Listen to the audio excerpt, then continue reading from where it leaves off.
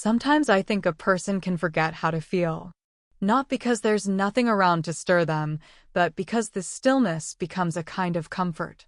A habit, like silence after too much noise. Like a warm coat you forget you're wearing until someone brushes against it, and suddenly you realize, underneath, your skin is cold. That's how it's been with me. The house is always quiet now. Not in a peaceful way. Not in the gentle hush of soft music or whispered laughter. It's the kind of quiet that collects in corners, seeps into the floorboards, settles on your shoulders like dust. My husband, Alan, has his routine: coffee at 7, newspaper until 8, work until dinner, bed by 10. We speak in softened tones, like guests in each other's lives. There's no anger, no sharpness. Just nothing. Nothing can be heavier than a thing you no longer carry. Today started like every other. I woke before the alarm, stared at the ceiling too long, then moved through the motions. Laundry, emails, dishes. The sink had been gurgling for weeks, some small rebellion in this otherwise obedient house. I ignored it until it stopped completely.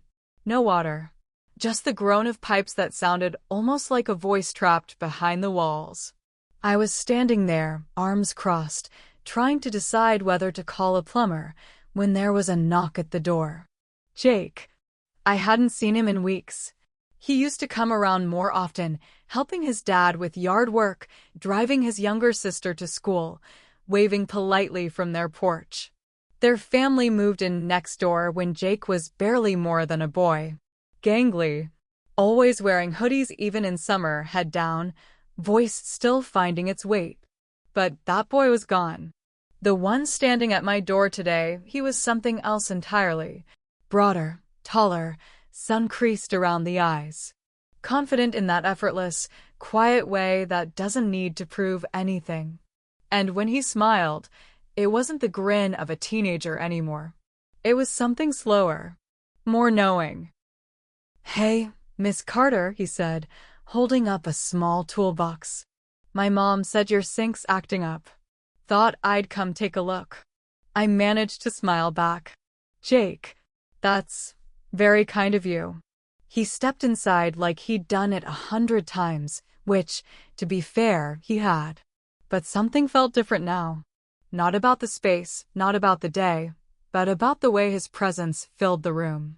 Not loud, just full. He crouched down in front of the sink, setting his tools beside him, and began inspecting the pipes. His shirt pulled slightly across his back as he moved, muscles shifting beneath the cotton in ways I had no right to notice. But I did. And once I noticed, I couldn't unnotice. I leaned against the counter, arms still crossed, watching without meaning to. "Looks like a clog," he murmured, his voice half lost beneath the sink. "Could take a bit to clear." "That's fine. Take your time." He glanced up briefly. Not long enough to make a moment out of it, but long enough that I felt it. The heat of being seen. "You're staring," he said softly, amusement in his voice. My breath caught. "Oh, I didn't mean." "It's okay." He returned to his work, the corners of his mouth lifting slightly. "I don't mind." I should have left it there. Walked into the other room. Found something to clean. Called Alan. But instead, I stayed. Something pulled at me, not desire, not yet. It was closer to curiosity. The slow unfurling of something forgotten. When he finally tightened the last bolt and turned on the faucet, water rushed out clear and strong. "Should be good now," he said, standing. "Jake, you're a lifesaver," I murmured, testing the flow. "Seriously, thank you." He smiled, wiping his hands on a rag. Then he said lightly, almost as if it didn't matter, but with a glint in his eye that said it did. "Anything else you need fixed while I'm here?" I laughed, too quickly. No, that was it. For now. But my hand had gripped the edge of the sink just a little tighter than before, and something shifted in the air. He stood in the doorway for a second too long before leaving, and I, foolishly, stood there for a second after that, watching the door even after it was closed. That night, I didn't tell Alan about the sink. He didn't ask. The next few days passed in that same familiar fog. But Jake's visit lingered. I found myself thinking about the shape of his shoulders when he leaned forward. The way his eyes had flicked up to meet mine, unafraid. There was nothing suggestive in it. But there was awareness. And sometimes that's more dangerous. I didn't sleep well. I told Alan I had a headache. He brought me tea, kissed my temple, and didn't press. He never does anymore. And yet, as I lay in bed beside him, I felt the echo of a moment that hadn't quite happened. Felt it like warmth in a room long gone cold. 3 days later, Jake knocked again.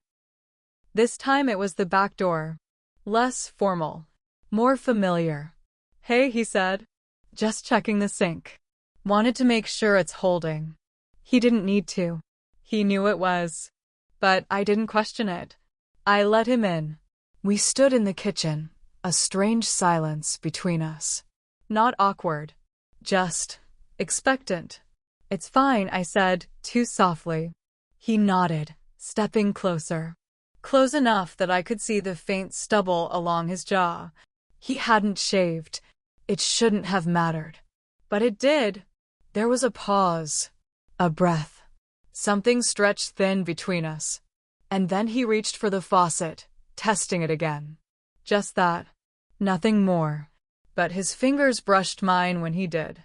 And I didn't pull away. I'm writing this now because I don't know what to do with what's blooming inside me. It's not lust, not yet. It's not love. It's something quieter.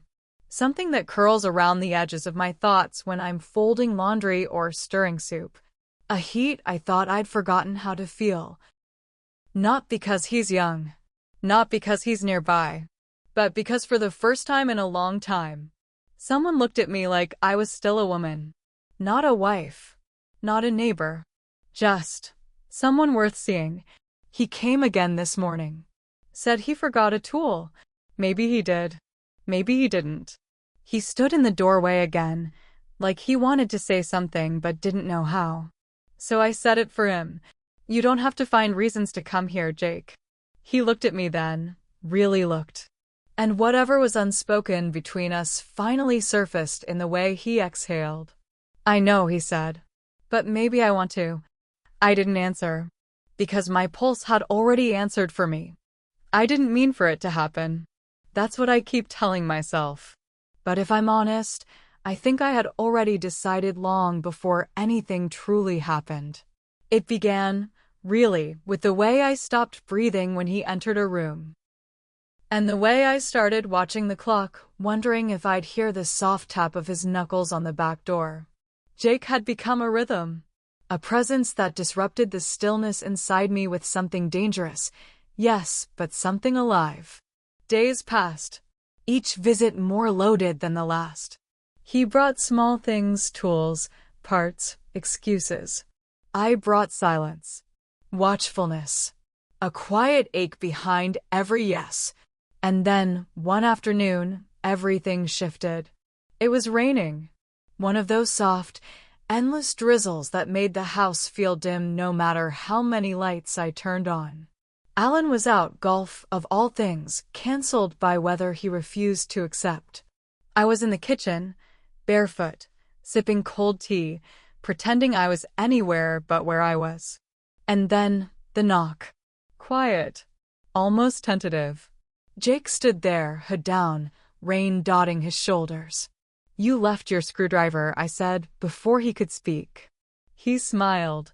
"You remembered. Hard to forget." He stepped inside, shook the water from his hair, and paused. The air filled itself with that familiar tension again, sweet and sharp, like fruit just beginning to rot. "I should get it and go," he said. "You should," I replied. Neither of us moved. I don't remember who stepped forward first. Maybe I did. Maybe he did. All I remember is the sound of my own breath in my ears, like wind. I reached for the screwdriver on the counter. He reached at the same time. Our fingers touched.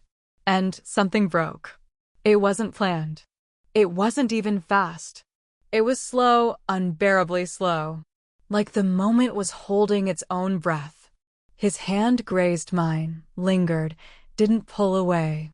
I looked up, and in his face, there was no mischief, no hesitation. Just that steady kind of hunger, the kind that waits until it's sure you're ready. And I was. God help me, I was. He didn't touch me, not at first. But he stood too close. And I didn't step away. You don't have to do anything, he said quietly. But I did. I lifted my hand to his chest. Just to feel the weight of it. Just to see if he was real. His heart was pounding. Mine was worse. I haven't felt this awake in years, I whispered. He closed his eyes. And then everything blurred. I don't remember the moment we crossed the line. Only that we did. That the space between our bodies disappeared. That the breath between us tasted like confession. That I was shaking.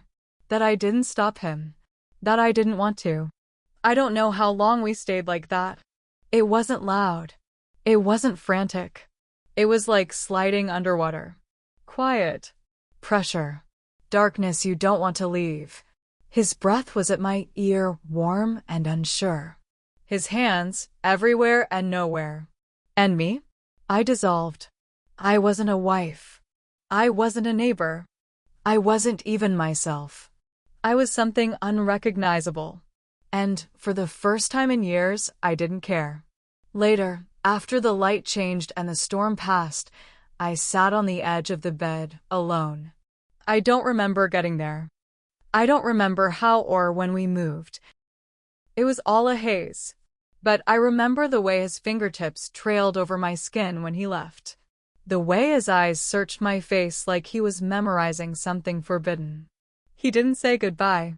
Just a soft, quiet, you know where to find me. And then the door clicked shut.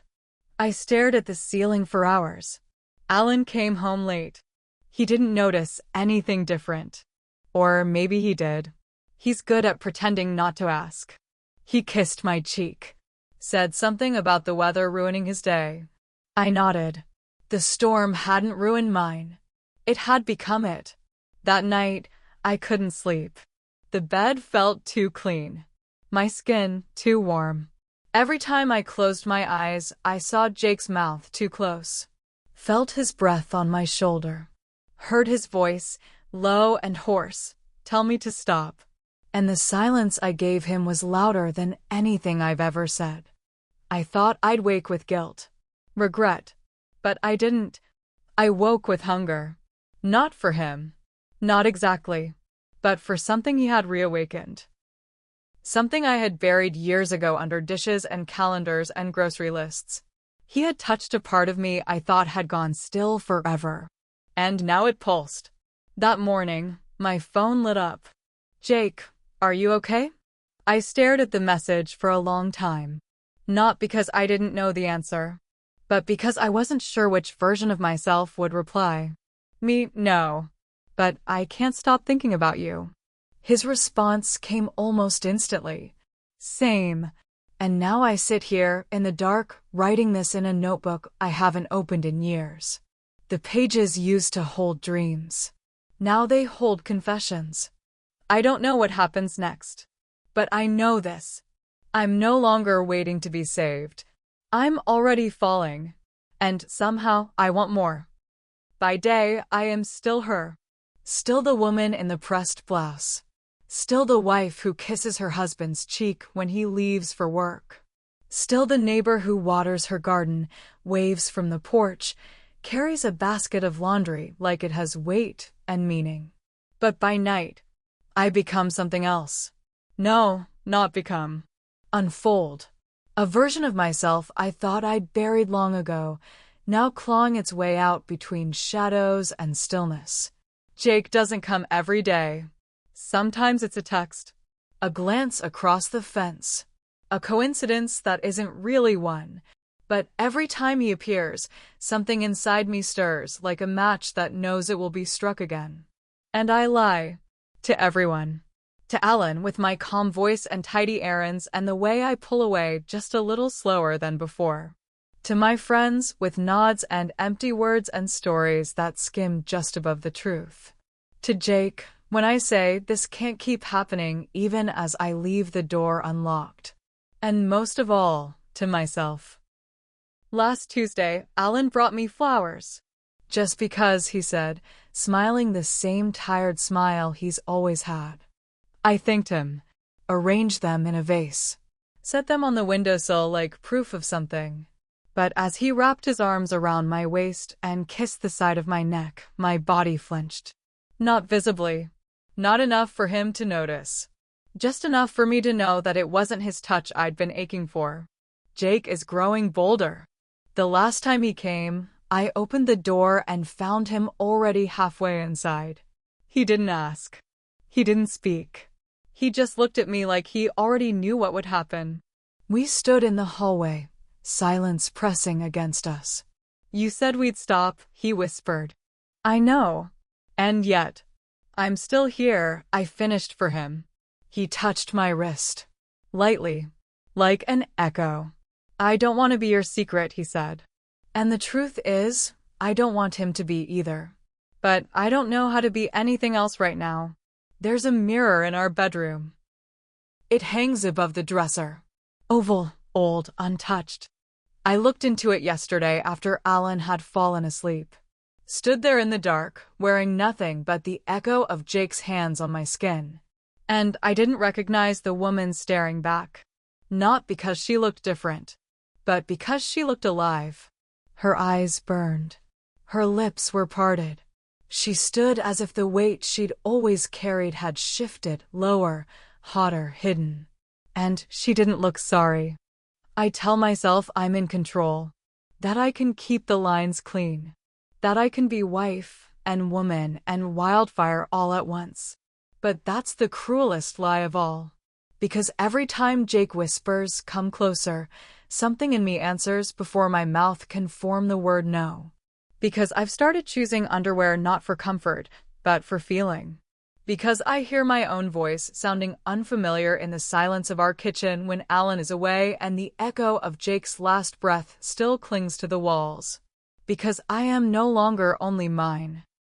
There was a moment yesterday, small, barely noticeable.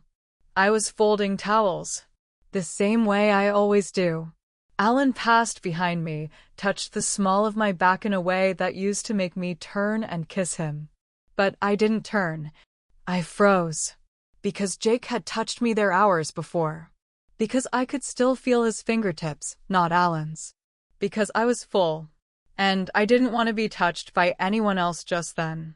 Jake asked me last night, his voice low against my ear. Do you want to stop? I should have said yes. I should have meant it. But all I could whisper back was, I can't. I've become good at lying. Too good. Even to myself. I tell myself I'm doing this for the feeling. That it's not about him. That I could end it if I wanted to. But then he texts something simple, thinking about your hands, and my entire day shifts. And when Alan walks through the door and says, missed you today, I smile and I say, I missed you too. And I feel the lie like a splinter under my tongue. Tonight, I stood in front of the mirror again. Jake's words still in my chest. I don't want to be your shadow. And I realize neither do I. I don't want him to be just a secret. I don't want to be just a role. I don't want to keep splitting myself between who I promised to be and who I've quietly become. But I don't know how to stop. Not when every part of me feels lit from within. Not when my body has learned a new language, one of ache and pulse and closeness I didn't think I'd ever feel again. Not when I've tasted something that feels like truth in a world of polite fiction. I lie. To protect what? My marriage? My name? My image in the neighborhood? Or is it simply because I'm afraid that if I stop lying, everything will collapse? Because maybe this version of me, the burning one, the aching one, the trembling one, Maybe she can't survive in the daylight. Maybe she only lives in the shadows. But tonight, I watched her. In the mirror. Naked, unashamed, unfamiliar. And she looked at me like she was waiting to be chosen. Not by Jake. Not by Alan. By me. It didn't end with him. It began with me. The last time I saw him, the air felt like late summer. Too warm for the season. Heavy in that slow, breathless way. I knew before I even opened the door that this would be the last. He didn't say it out loud. He didn't have to. His silence carried the shape of goodbye. He stood in the doorway like he had the first time, shoulders relaxed, mouth unsure, eyes full. But this time, he didn't step inside. I did. I crossed the space between us, every step deliberate. No tremble. No need for hesitation. He looked at me like a man about to ask for something he already knew he couldn't keep. I don't want to be your shadow, he said. And something in me broke open quietly, like paper tearing. We didn't touch right away. There was no rush, no blur, no unraveling. Just stillness. The kind that happens when two people know they've already gone too far to return, but not far enough to become something else. I sat beside him. Our knees touched. He didn't reach for me. I didn't ask him to, because for the first time, I wasn't searching. I was remembering. I don't know how long we sat like that. Minutes. Hours. A lifetime. He told me he'd been offered a job out west. I nodded. He said he wasn't sure if he'd take it. I didn't ask why. And then, quietly, like a question wrapped in hope. Would you want me to stay? My breath caught. Not from shock, but from the ache of honesty. I want you to go, I said, gently. Not because I don't want you, but because I don't want to need you. We didn't say goodbye with hands or mouths, just with silence. His hand brushed mine when I stood. That was enough. I walked home slower than usual. The streets were quiet. Lights blinked behind drawn curtains. Lawns smelled of water and sleep. My house stood exactly as I'd left it. But I didn't step inside right away. I stood at the edge of the porch, breathing. And something inside me settled. Not sadness. Not relief. Something more like stillness. Like peace. Alan was inside. He had lit candles again. He looked up when I walked in, smiled softly. You look different, he said. I nodded. I feel different. He didn't ask why. Maybe he didn't want to know. Maybe he already did. Later that night, as I lay in bed beside him, he reached for my hand.